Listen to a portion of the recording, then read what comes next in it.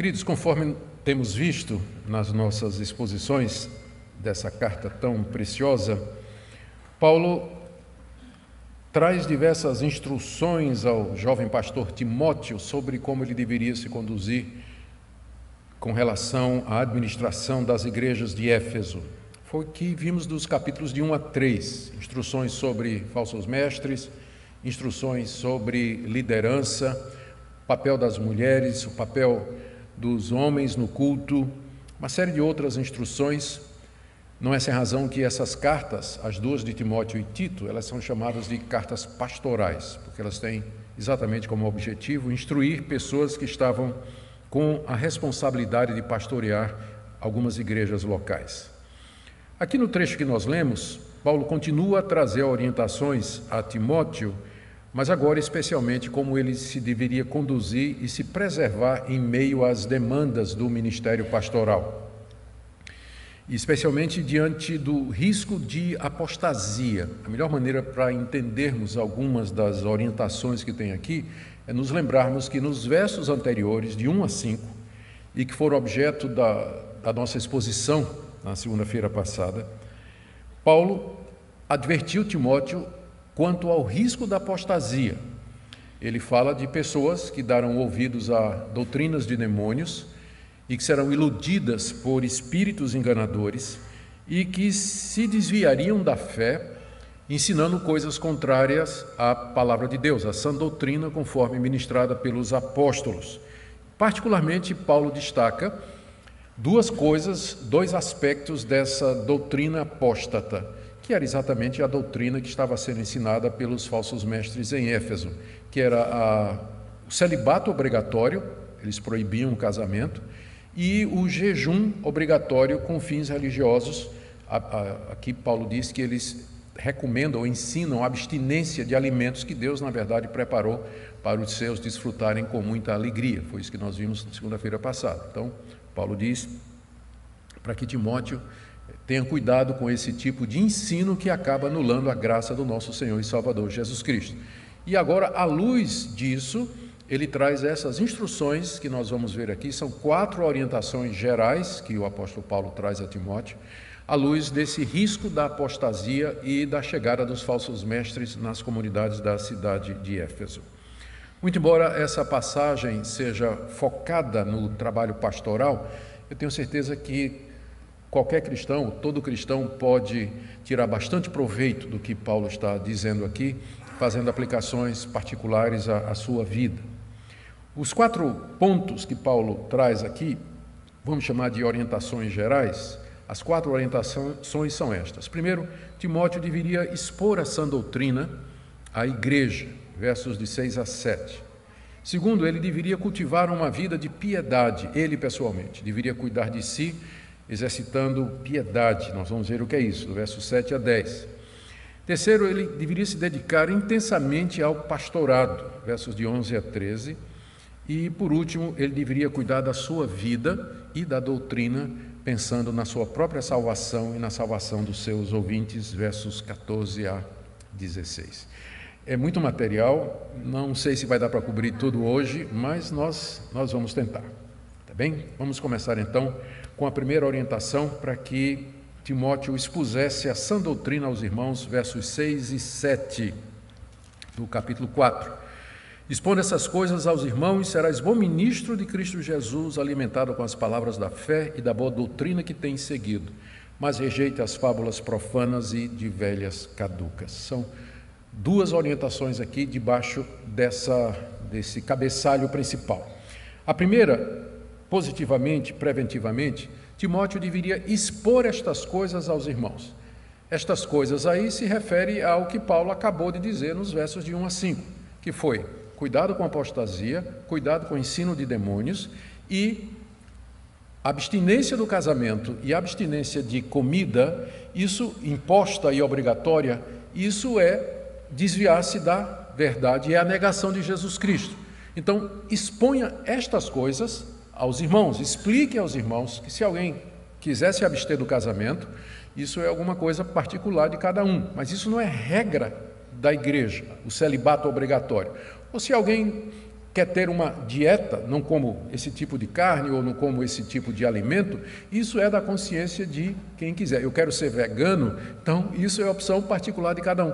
Mas isso não é norma religiosa, não é regra de fé e prática, não é regra de fé e prática.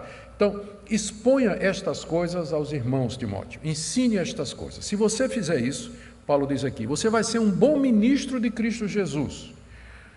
A palavra ministro aqui é a palavra diácono, que significa servo. Você vai ser um bom servo de Cristo Jesus, ministrando estas verdades. Por quê? Porque o Evangelho de Cristo é exatamente a boa notícia da salvação pela graça e não mediante abstinência, ascetismo ou rigor físico, externo, como aqueles falsos mestres estavam ensinando. Então, ensinar a graça de Deus, a suficiência de Cristo na salvação, é o que nos faz bons ministros de Cristo Jesus. E Timóteo estava pronto para isso, final do verso 6, porque ele havia sido alimentado com as palavras da fé e da boa doutrina que tem seguido. Timóteo havia sido discipulado pelo apóstolo Paulo, e com Paulo ele aprendeu o que o apóstolo refere aqui, as palavras da fé e da boa doutrina, que é o evangelho conforme Paulo havia recebido e tinha passado para Timóteo. Timóteo havia seguido esse evangelho, havia aprendido com o apóstolo Paulo, portanto havia sido alimentado com a boa doutrina e tinha condições de ser então um bom ministro de Cristo Jesus, expondo a verdade do evangelho às igrejas de Éfeso, especialmente com respeito à salvação pela graça mediante a fé, sem obras da lei. Em contraste, ou de maneira agora negativa, aqui no verso 7, mas rejeita as fábulas profanas e de velhas caducas. Positivamente, expõe o evangelho da graça. Negativamente, rejeita as fábulas profanas e de velhas caducas. Paulo está se referindo ao ensino dos falsos profetas.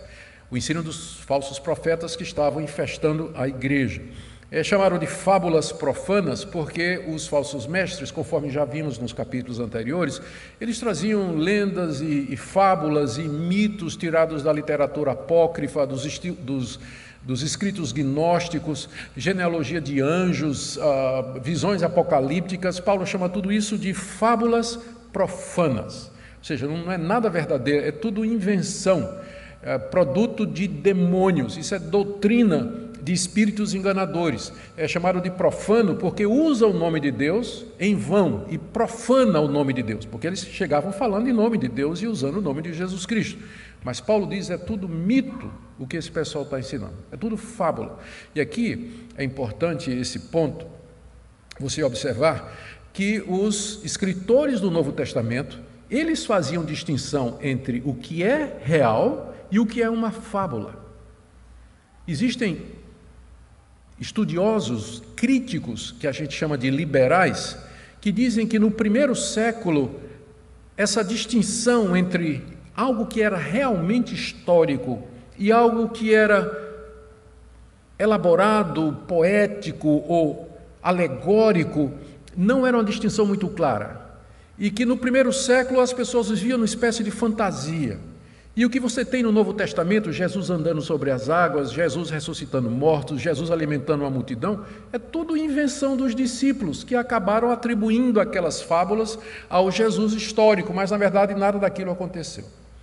Só que os autores do Novo Testamento sabiam muito bem o que é fato histórico e o que é fábula, como Paulo está dizendo aqui a Timóteo. Timóteo, isso que esse pessoal está ensinando é mentira, é fábula, é mito, é lenda, não é real. Não está enraizado na realidade histórica. É claro que os autores do Novo Testamento e os autores do Antigo Oriente, eles sabiam a diferença entre uma ficção inventada por alguém e um fato histórico, alguma coisa que de fato aconteceu. Isso que esses mestres estão ensinando, diz o apóstolo Paulo a Timóteo, são fábulas profanas, porque vêm em nome de Deus e atacam o nome de Deus, e por isso se deve rejeitar. Mas não somente são fábulas profanas, mas Paulo diz, e de velhas caducas. Paulo não é politicamente correto, não é? Não pode insultar as velhinhas dessa forma aqui. As velhinhas ficariam certamente revoltadas no dia de hoje, não é? Por isso que as versões mais modernas já não trazem a expressão velha caduca. mas está no original, está no grego. Então, o que Paulo queria dizer é que, depois de uma certa idade, a pessoa... não tem como explicar isso sem ofender, não tem. Mas o que ele está dizendo é que, às vezes, as pessoas ficam idosas, ficam sem ter o que fazer e tudo, e começam a falar da vida dos outros, fofocar, inventar história, quer saber o que é que aconteceu, e agora com o WhatsApp fica pior ainda. Então, Paulo compara a pregação dos falsos mestres a esse tipo de conversa inútil que você não presta atenção, você não deve dar atenção. É isso que ele está dizendo. Você não deve dar atenção a esse tipo de coisa, porque não tem substância, não tem fundamento, não tem nada. Então, Timóteo, primeira orientação: exponha a sã doutrina aos irmãos. Você sabe fazer isso, você foi educado com as palavras da fé e da boa doutrina. E rejeite o ensino dos falsos mestres, porque são fábulas, são mitos e lendas que profanam o nome de Deus, e são coisas que não merecem atenção, não merecem atenção. Segunda orientação que Paulo dá aqui a Timóteo é que ele deveria cultivar uma vida de piedade. Está aí no final do verso 7 até o verso 10. Certamente essa é a melhor maneira de nunca nos desviarmos. Lembra que eu falei que nós temos que ler essa passagem à luz dos primeiros 5 versículos, onde Paulo adverte Timóteo a ter cuidado com a apostasia, que é o desvio da verdade. Então, à luz dessa possibilidade, à luz desse risco da apostasia, considerando que muitos já seguiram esse caminho, Timóteo deveria cultivar uma vida de piedade, como ele diz aqui. Metade do verso 7. Exercita-te pessoalmente na piedade, pois o exercício físico para pouco é proveitoso, mas a piedade para tudo é proveitosa, etc. Nós vamos depois explicar o restante desses versículos, mas primeiro vamos focar aqui nessa questão, o que é piedade e o que é se exercitar em piedade. A regra da interpretação diz que a gente deve procurar sempre que possível em que sentido uma palavra é usada no contexto, para que nós possamos decidir. Não é determinativo, mas geralmente vai ser nossa melhor tentativa. No contexto imediato, Paulo usa a palavra piedade como sendo simplesmente o Evangelho, que é o capítulo 3, verso 16, que nós já vimos também. Evidentemente, grande é o mistério da piedade. 2 pontos. Aquele que foi manifestado na carne, foi justificado em espírito, contemplado por anjos, pregado entre os gentios, crido no mundo e recebido na glória. Nós vimos, quando expusemos essa passagem, que piedade aqui é a mesma coisa do Evangelho. O mistério do Evangelho é muito grande. O Evangelho é chamado de piedade porque ele produz uma vida de piedade, de devoção, de apego a Deus. Ele nos leva a Deus, nos reconcilia com Deus. Então, nesse sentido, Paulo está falando da causa a partir dos efeitos. A causa é o Evangelho, o efeito é a piedade. Mas Paulo se refere então à causa, mas na verdade ele quer dizer o Evangelho. Então, se nós entendermos dessa maneira, então faz sentido aqui, quando Paulo diz no verso 7, exercita-te pessoalmente na piedade, ou seja, naquelas demandas ou naqueles exercícios espirituais que são prescritos pelo Evangelho ou que estão relacionados com o Evangelho e que vão ajudar você a permanecer firme sem se desviar e sem seguir o caminho da apostasia.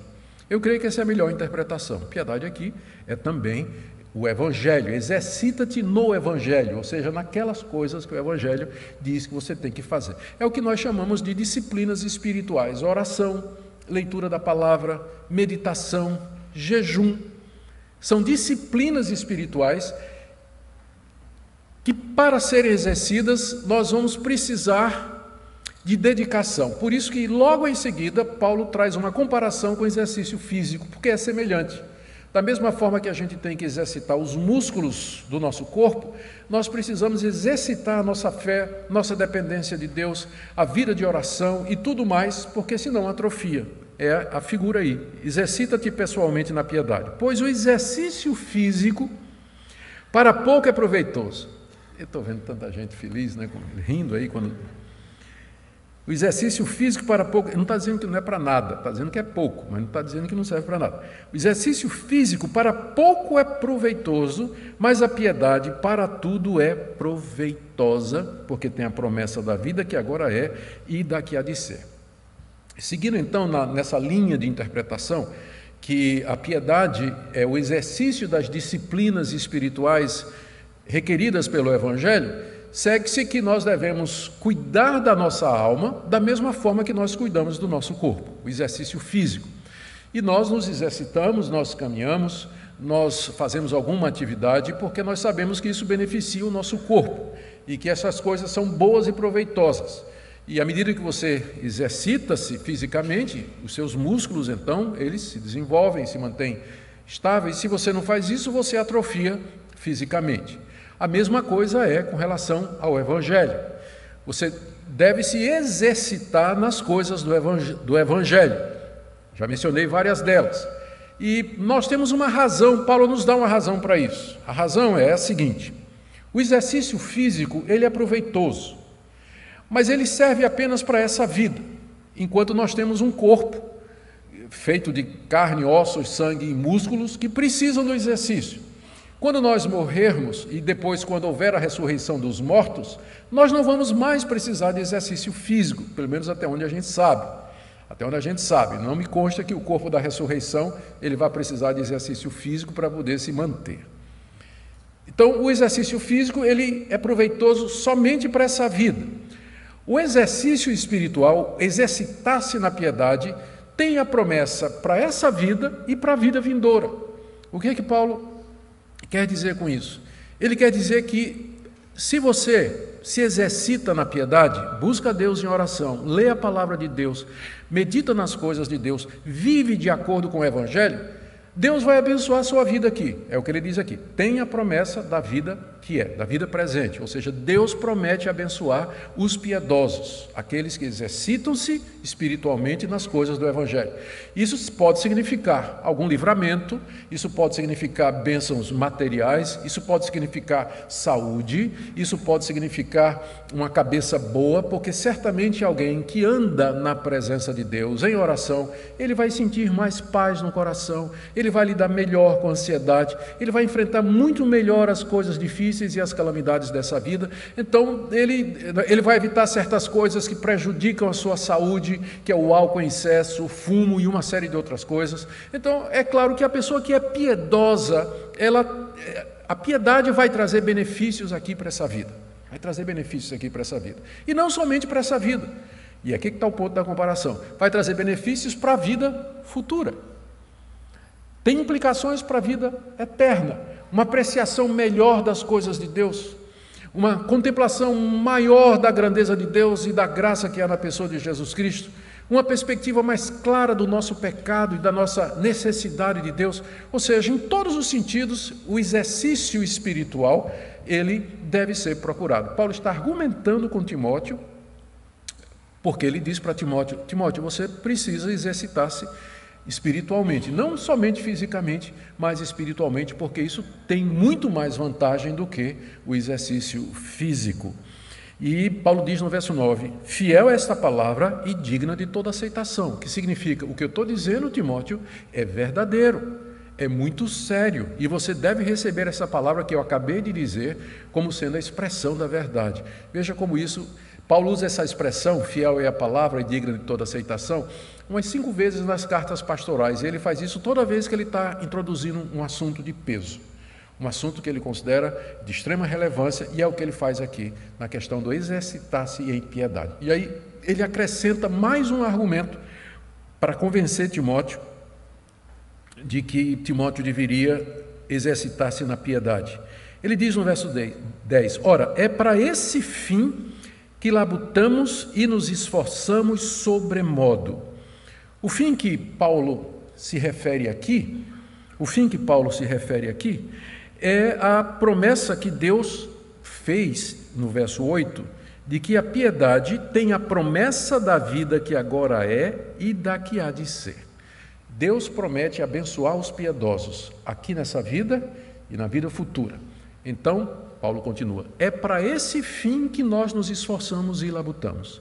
É para esse objetivo, pensando nas promessas para essa vida aqui e nas promessas para a vida futura, que nós nos dedicamos à oração, à meditação, leitura da palavra, jejum quando necessário e qualquer outra disciplina espiritual que nos ajuda a chegar mais próximos de Deus e experimentar mais plenamente as promessas do Evangelho. É para esse fim, Timóteo, que nós nos esforçamos, labutamos e nos esforçamos. As duas palavras são muito fortes no grego, tanto labutar como esforçar. Esforçar, particularmente, é a tradução da palavra grega agonizomai, do verbo grego agonizomai, que só pelo som vocês já sabem o que é que ele significa em português. É você se esforçar ao ponto da agonia, você agonizar por uma coisa tão intensamente que você entra em agonia. Essa é a palavra que foi traduzida como esforçar sobremodo. Talvez porque não tem um equivalente, né, uma única palavra equivalente em português para isso. Mas a ideia é de um esforço agonizante. Daí, isso mostra como nós deveríamos nos disciplinar, e nós deveríamos ter tempo, e nós deveríamos lutar para que nós tivéssemos tempo para nos exercitar na piedade, pensando que Deus prometeu abençoar o piedoso aqui e no mundo vindouro.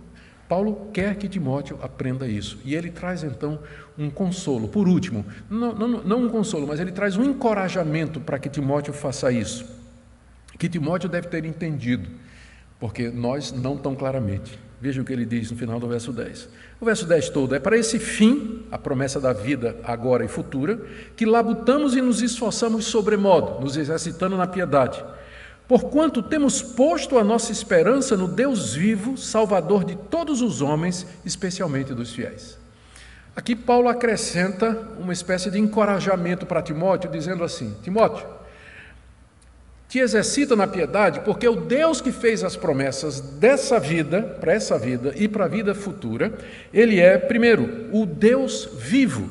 Ele não é como a deusa Diana dos Efésios, a deusa principal da cidade onde você está, e que foi adorada por muitos dos que agora são crentes em Cristo Jesus. Em contraste com a deusa Diana, que está morta, é um ídolo de pau, de pedra, o nosso Deus é o Deus vivo que cumpre a sua promessa. Então, você pode se dedicar à piedade, porque a nossa esperança está nesse Deus, a nossa confiança está nesse Deus, de que Ele vai cumprir o que Ele promete. Ele abençoa o piedoso, aqui e na vida futura. E Ele é o Salvador de todos os homens, especialmente dos fiéis. E aqui nós temos aqui mais uma daquelas passagens na primeira de Timóteo que são complicadas e difíceis de entender. Há várias possibilidades de interpretação. As duas principais são as seguintes. Primeiro, que Paulo aqui está se referindo à salvação no sentido soteriológico, salvação da culpa do pecado, da condenação da ira de Deus e o recebimento da vida eterna, o perdão e viver no céu e no novo céu e na nova terra onde habita a justiça.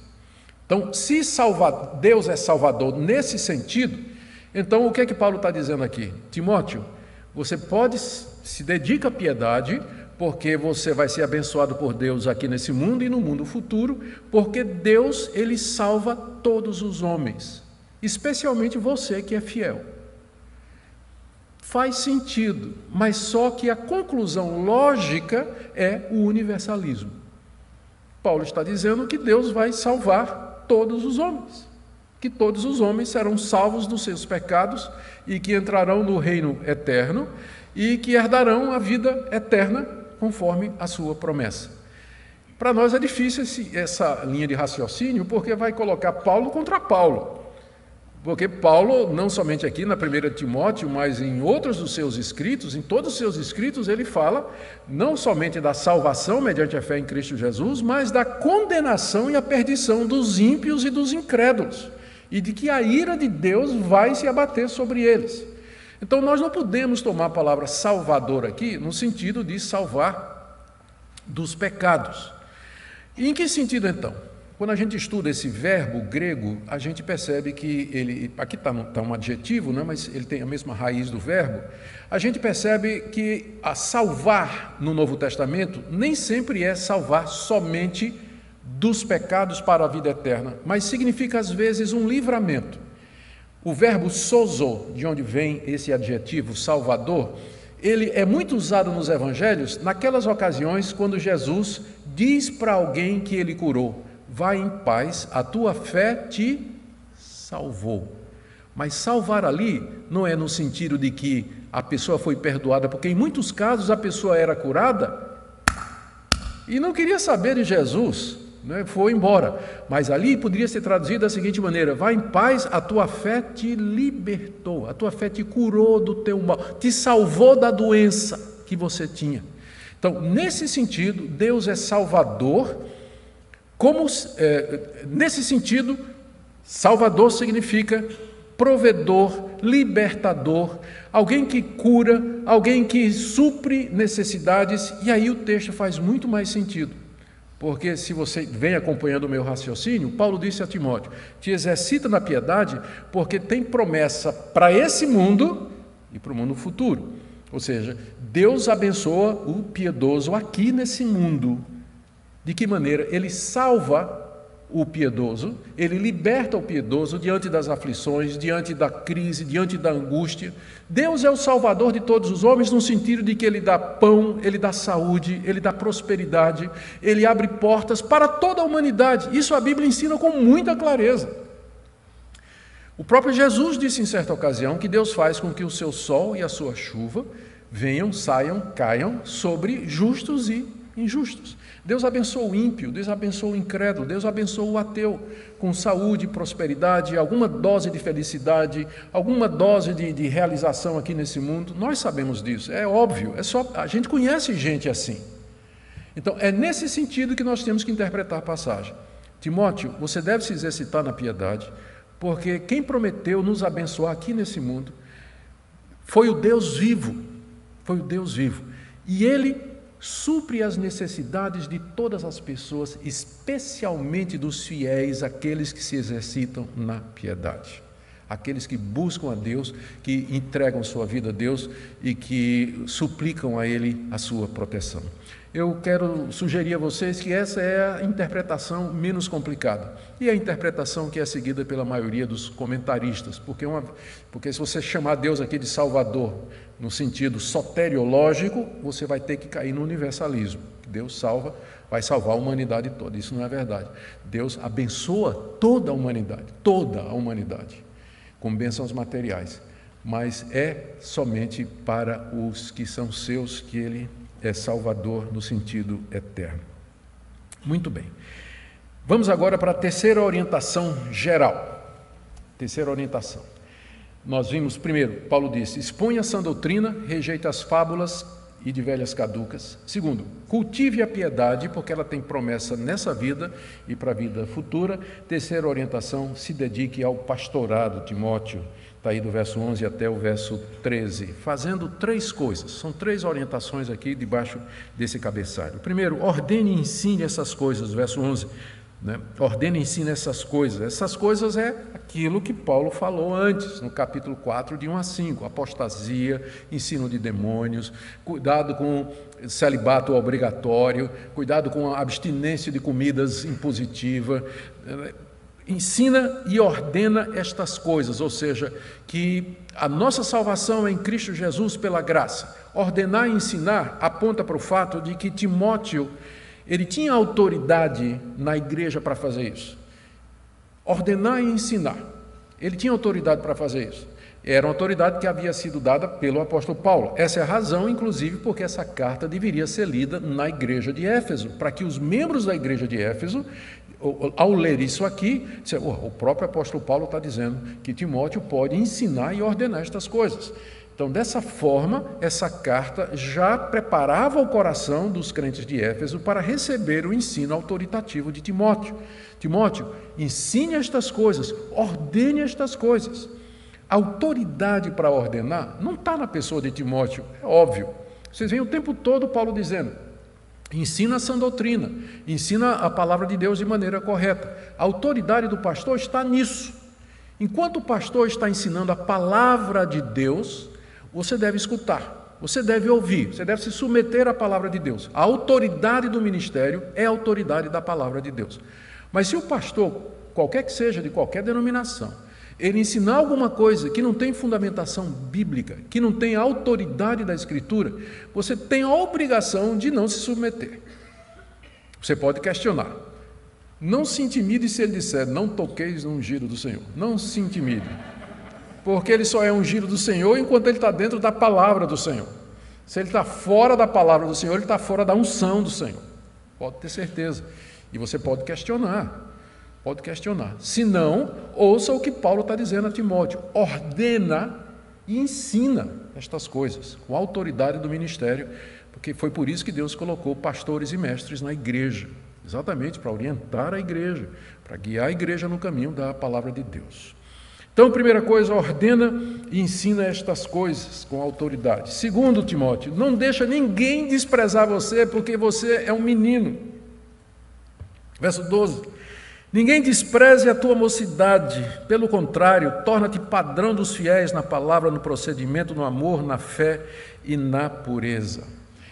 Quando a gente diz que Timóteo era jovem, eu não sei que imagem você faz dele na sua cabeça. Alguns estão pensando aqui, alguns talvez pensem que ele tinha 18 anos, 19 anos. É provável que ele tinha entre 25 a 30 e poucos anos de idade. Como no primeiro século os presbíteros e a liderança, eles eram escolhidos geralmente de entre os anciãos, o nome presbítero quer dizer exatamente isso. Então, comparativamente, provavelmente Timóteo poderia parecer um menino para as lideranças das igrejas de Éfeso. Paulo, e além do mais, Timóteo, parece que a presença física de Timóteo não era muito impositiva, Tanto é que na outra carta que ele escreve, eu creio que Paulo está escrevendo aos Colossenses, ele orienta os Colossenses, eu não tenho certeza se é Colossenses ou Filipenses, eu teria que ter checado, ele orienta os crentes a não desprezar Timóteo, não deixar que Timóteo fosse desprezado. Timóteo estava indo a outra igreja fazer alguma coisa que Paulo tinha mandado, e Paulo diz, olha, não despreze Timóteo, né? Não deixe o pessoal fazer bullying com ele, porque ele é novinho. E além do mais, como eu disse, a presença dele poderia não ser muito impositiva, porque aqui mesmo nessa carta, Paulo vai dizer no capítulo 5, Paulo vai passar um remédio para Timóteo, dizendo que Timóteo vivia constantemente doente.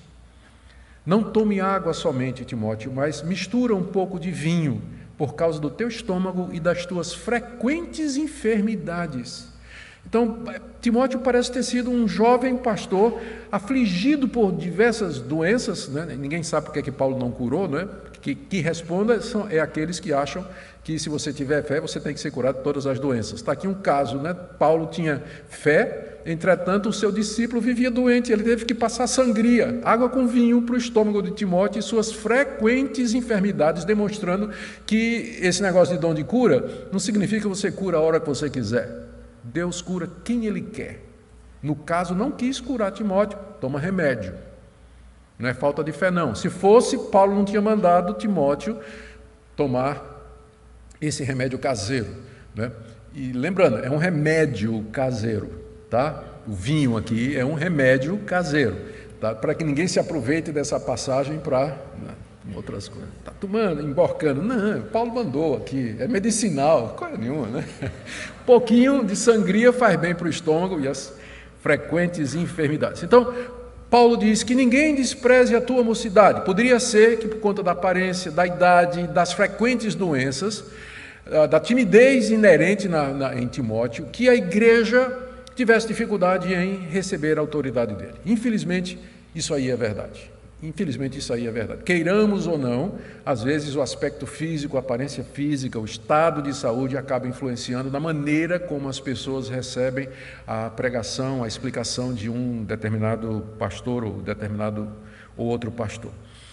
Mas aqui Paulo dá o antídoto para isso. De que maneira Timóteo evitaria que as pessoas desprezassem a mocidade dele? Verso 12, ao contrário, torna-te padrão dos fiéis. Se você se tornar padrão, modelo e referência, ninguém vai desprezar você. Eles vão olhar para você, ainda que você seja jovem, viva adoentado e que seja tímido, eles vão olhar para você e dizer, esse jovem pastor é uma referência para mim, ele é um modelo para mim. Modelo para mim. Em quê?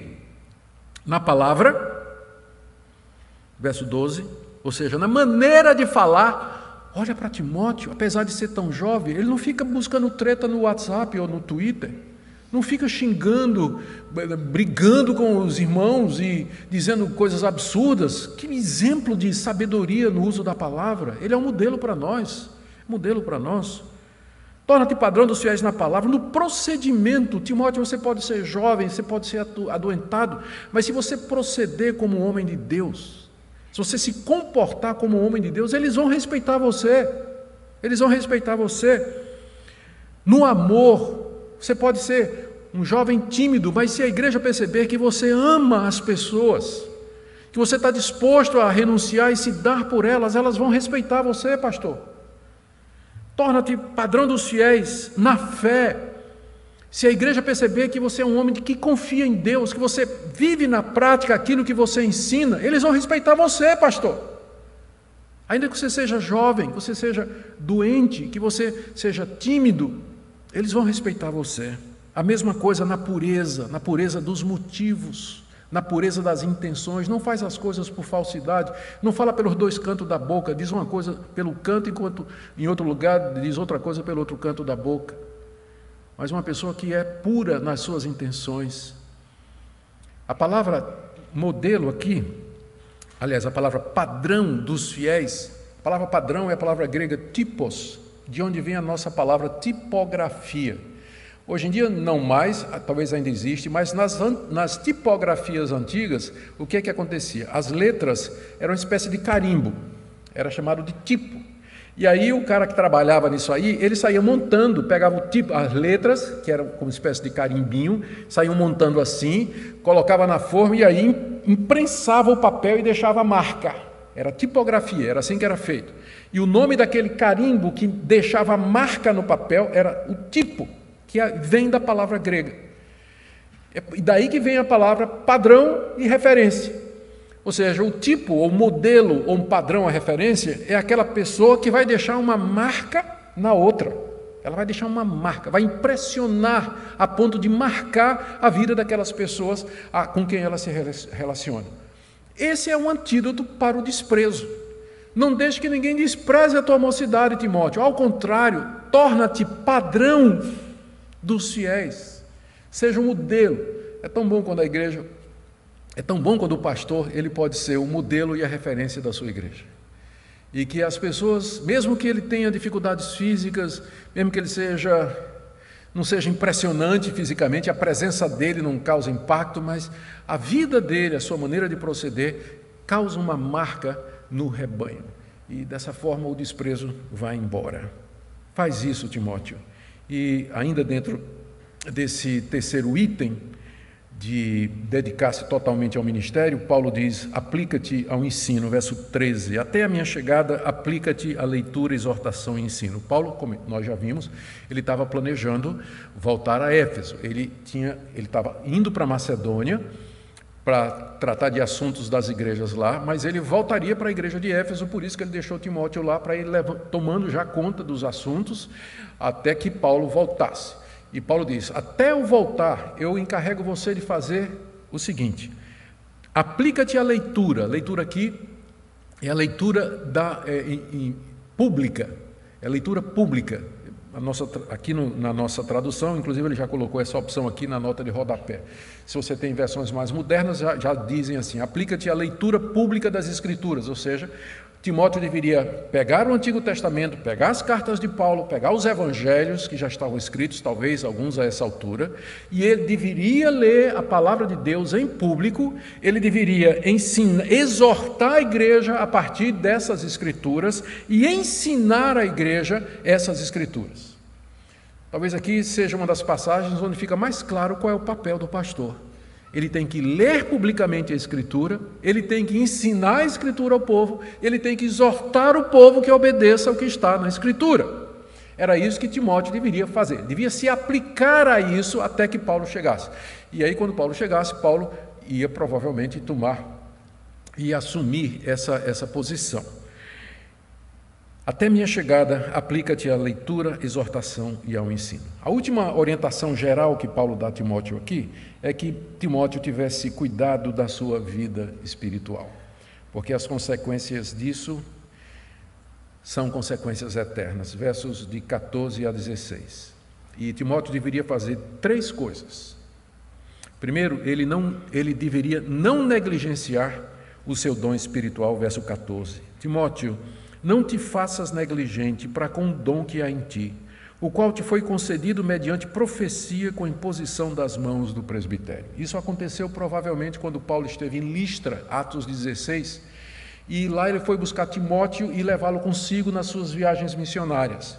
Timóteo era um jovem crente que havia sido criado no Evangelho pela sua mãe e pela sua avó, então era cristão da gema, de nascimento mesmo, e Paulo viu nele as qualidades necessárias para um companheiro de viagem, queria levá-lo. Então o que aconteceu deve ter acontecido lá em Listra, nós não temos certeza, não podemos afirmar, mas é que o presbitério da região já tinha igrejas plantadas ali, os presbíteros da região se reuniram, impuseram as mãos sobre Timóteo para separá-lo para aquele ministério, e durante esta cerimônia, um profeta cristão ou profetas cristãos falaram da parte de Deus, dizendo a Timóteo, encorajando Timóteo para que Timóteo prosseguisse, que confiasse em Deus, que Deus haveria de estar com ele, Deus haveria de abençoá-lo. Tudo isso aconteceu na consagração de Timóteo ao ministério pastoral, onde a gente aprende algumas coisas. Primeiro, que a cerimônia de separar alguém para o trabalho pastoral mediante a imposição de mãos não é uma criação da igreja, mas é uma prática instituída pelo apóstolo Paulo e que tinha a ver com a unção dos reis, dos sacerdotes, que era feita pelos profetas no Antigo Testamento. É interessante que no Novo Testamento não tem mais unção com óleo de pastor. Eu quero que alguém me mostre no Novo Testamento onde um pastor é consagrado através de unção com óleo. Não tem. Isso era como se fazia no Antigo Testamento para os reis e para os sacerdotes. Há todo um ritual na lei de Moisés sobre a unção do sacerdote. Até o óleo tinha que ser um óleo especial, tinha uma receita especial. Mas no Novo Testamento é imposição de mãos por parte do presbitério, dos presbíteros, daqueles que já são pastores antes. Qualquer outro ritual é invenção. Qualquer outro ritual é invenção. Por quê? Porque a imposição de mãos, ela simboliza a transferência de autoridade. Transferência de autoridade. Nós transferimos, nós passamos para você essa autoridade pastoral e ministerial para você ordenar e ensinar estas coisas. É isso que é o ofício, é isso que a gente chama de ofício pastoral. É chamado de ofício por isso, porque ele provém dessa designação oficial por aqueles que são os legítimos representantes ou continuadores da obra apostólica. Então, nesse evento em que Timóteo foi consagrado, separado, ordenado ao ministério, pessoas, profetas cristãos, trouxeram essa palavra de encorajamento. E ali ele recebeu esse dom, provavelmente uma referência ao dom de mestre, o dom de ensinar, que Paulo tanto aqui diz para ele, você tem que usar isso aí em Éfeso, Timóteo, você tem que usar. Paulo diz para Timóteo, não negligencie esse dom que você recebeu. O que é que significa negligenciar? Seria deixar de usar. E se você deixa de usar, ele atrofia.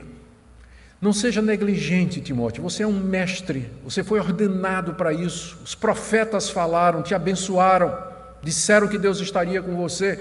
Então, coragem, homem. Usa o dom que Deus te deu. Se você não usa, você vai negligenciar, ele vai cair em desuso. Busca o poder de Deus, porque ele foi dado por Deus. Então, busca o poder de Deus para que você exerça esse dom. Se prepare para usar esse dom o melhor possível. Estude a Escritura. Aprenda a Bíblia. Para que você possa usar o seu dom de maneira mais eficaz. Não negligencie esse dom que Deus lhe deu. Como isso é necessário? Como isso é necessário hoje? Pastores, sejam encorajados, animados a desenvolver aquelas habilidades e dons que Deus lhe deu para abençoar o seu povo.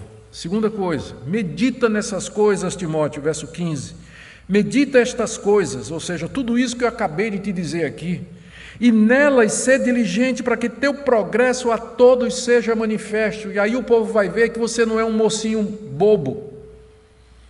Mostra o teu progresso na vida espiritual, o teu progresso na vida cristã, o teu progresso no ministério. meditando nessas coisas, pensando nessas coisas, remoendo as palavras, se apoderando delas, examinando sua vida, corrigindo sua vida com essas palavras do apóstolo Paulo, e se dedique a elas, seja diligente nelas, e aí todo mundo vai ver o teu progresso, e ninguém vai desprezar a tua mocidade. Ninguém vai desprezar a tua mocidade. E por último, última orientação dentro desse último cabeçalho, que é cuidar de si mesmo. Está aí, é tirado desse verso aí. Tem cuidado de ti mesmo e da doutrina. Continua nesses deveres, porque fazendo isso salvarás tanto a ti mesmo como aos teus ouvintes. Cuidar de si mesmo é fazer tudo isso que Paulo tinha dito aqui. Cuidar de si mesmo espiritualmente, da sua vida espiritual, cuidar do seu comportamento, cuidar do seu ministério. Se o pastor não cuida de si, da sua saúde, da sua família, ele não tem como cuidar dos outros. Aliás, foi baseado nessa passagem aqui que Calvino disse aquela famosa frase: aqui nós temos os dois deveres de um pastor: cuidar de si mesmo e cuidar da doutrina. Cuidar de si mesmo e cuidar da doutrina. Quando fala cuidar da doutrina, quer dizer, cuidar aquilo que você ensina por amor ao seu rebanho. Então, cuida de você e cuida do rebanho ao qual você ensina a doutrina. São os dois deveres do pastor. Essa passagem é tão importante que um puritano chamado Richard Baxter escreveu o que talvez é um dos melhores livros na área pastoral, que é baseado exatamente nessa passagem. Foi primeiro escrito com o título Pastor Reformado.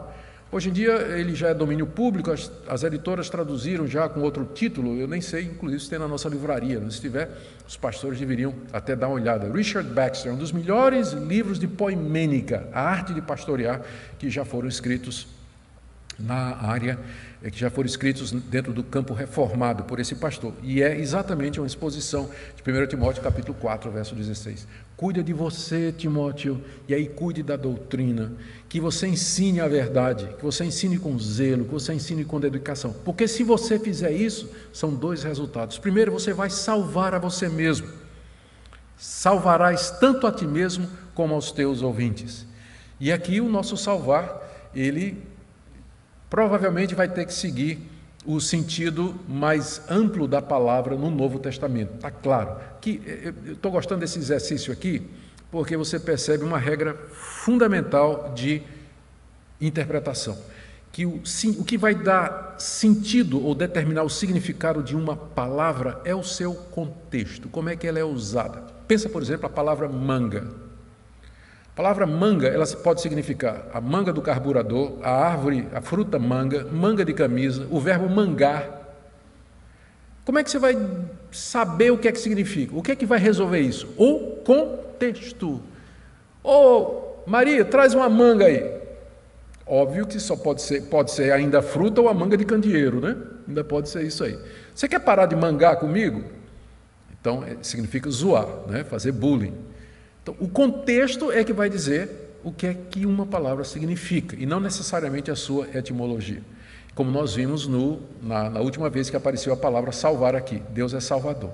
E aqui, no contexto, o que Paulo está falando é salvador no sentido eterno mesmo. É a única coisa que vai fazer sentido. Continua cuidando de ti e da doutrina, porque através dela você vai se salvar, e a salvação aqui só pode ser a salvação eterna, e você vai salvar os seus ouvintes. Aqui a gente tem que prestar atenção que o Novo Testamento, com frequência, atribui ao instrumento aquilo que é a ação do autor. Deus salva pecadores, mas Ele salva pecadores através de outros pecadores. Então, às vezes, Ele se refere à salvação como sendo feita pelo instrumento, como é o caso aqui. Timóteo, se você continuar a pregar o Evangelho, você vai salvar os seus ouvintes. Não é que Timóteo vai salvar os ouvintes, é que através de Timóteo, Deus vai salvar os ouvintes. Por exemplo, lá no final de Tiago, se alguém apartar um pecador do seu caminho, salvará a alma dele da morte e cobrirá uma multidão de pecados. Mesma expressão lá no fim de Tiago, mas na verdade significa que é Deus que vai fazer isso. Nós somos apenas instrumentos. O que nos levanta pontos importantes aqui para o pastor. Você é um instrumento pelo qual, ou pregador, você é um instrumento pelo qual Deus vai salvar as pessoas. Segundo, Deus salva as pessoas através da pregação. Tu salvarás os teus ouvintes. O que é que isso significa? Que Deus determinou que a salvação será através de ouvir a palavra de Deus. E como ouvirão se não há quem pregue. Se não há quem pregue. A pregação continua sendo um método estabelecido por Deus para chamar os seus eleitos, salvar pecadores, edificar a igreja, instruir o seu povo, advertir o mundo, anunciar o juízo vindouro e proclamar todas as promessas de Deus. Não há substituto. Não há substituto, e essa passagem é uma passagem das muitas que provam isso. Eu quero terminar com algumas aplicações. Primeiro, para você, meu colega, irmão, colega de ministério, pastor. Esse texto aqui é extremamente desafiador. Não dá para ler isso aqui sem cairmos de joelhos em lágrimas diante de Deus, sondando o nosso coração, sondando nossa vida, nosso ministério, nossas motivações. É uma palavra que traz ânimo, que traz orientações e que mostram, revelam que o ministério pastoral é cheio de lutas, lutas mesmo. E aqui vem minha segunda palavra, para aqueles jovens que ficam pensando em um dia se tornar pastor. Pensa bem no que é que você vai fazer. Pense bem, porque é isso aqui, é luta, é conflito, é disciplina, é exercício, é dedicação intensa, que nos consome dia e noite, diuturnamente. Não são poucos pastores que eles acabam em burnout mesmo. Eu já mencionei aqui para vocês que nos Estados Unidos, a Associação Americana de Medicina, não lembro bem qual é o órgão lá, classificou as 3 profissões que demandam mais recursos da saúde nos Estados Unidos, que são policiais, médicos e religiosos, pastores. Estamos na categoria de risco, as 3 profissões mais arriscadas do mundo. É exatamente essa daí. Então, jovem, pensa bem quando você diz assim, eu quero ser pastor. Pensa bem. Só vá se não tiver jeito. Só vá se Deus jogar você na barriga de um peixe e mandar você de volta para Nínive, como ele fez com Jonas. Não pense no pastorado como sendo uma coisa leve e superficial, mas uma coisa muito séria. E por fim, uma palavrinha aos membros da igreja. O que é que vocês poderiam fazer para animar os pastores de vocês? Seus pastores passam por necessidade, eles sofrem, eles têm problemas com sua família, eles têm problema de saúde, eles têm problema financeiro. Às vezes eles tentam fazer o melhor, mas eles erram, eles tropeçam, eles não fazem as melhores escolhas. Qual tem sido a sua atitude? Crítica? Condenação? Ao menos ora pelos seus pastores. Já tentou chegar para ele, dar um abraço, e uma palavra de consolo, de conforto, e em vez de oferecer crítica e condenação, oferecer apoio, porque se o pastor é homem de Deus, ele não erra de propósito, ele tenta fazer o que é correto e agradar a Deus, mas como pecador que ele é, ele vai falhar, nem sempre a pregação dele vai ser boa. É muito difícil você manter a consistência, ou seja, sempre pregar nesse nível. Às vezes, nós saímos do púlpito procurando um buraco para se esconder, achando que fizemos o trabalho mais porco da vida da gente. Então acontece muito isso. E você especialmente que fica esperando, graças a Deus não acontece aqui conosco, ainda bem, mas você que fica esperando o culto acabar, o pastor já desce de lá assim, né, cansado, e se diz assim, pastor, que sermão ruim, viu? Olha, eu tenho uma pergunta aqui, o senhor disse isso, mas e isso? Deixa pelo menos o bichinho descansar um pouquinho, tomar um café. Você diz, pastor, posso essa semana passar aí no seu escritório para a gente bater um papo, tomar um cafezinho? Eu tinha umas perguntas que eu queria fazer sobre sua pregação. Tenha compaixão. Ore pelos pastores, intercedam por eles, como a palavra de Deus também manda e nos orienta. Amém?